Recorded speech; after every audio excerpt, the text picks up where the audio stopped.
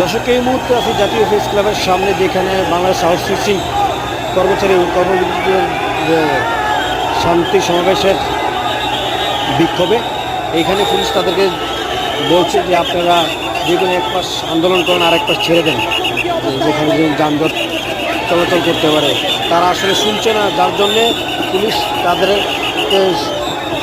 শহীদ হওয়ার জন্য এখন প্রস্তুতি নিচ্ছে। আমরা দেখছি জলকামারের দুটি গাড়ি আসছে এবং তাদেরকে সাউন্ড গ্রেন মারার জন্য প্রস্তুতি নিচ্ছে এবং তাদেরকে সেখান থেকে শহীদ হওয়ার জন্য বিশেষভাবে অনুরোধ করা হয়েছে। তারা কিন্তু তাদের যে কথাগুলো শুনছে না, যার জন্যে এখন পুলিশ প্রস্তুতি নিচ্ছে তাদেরকে শহীদ হওয়ার জন্যে।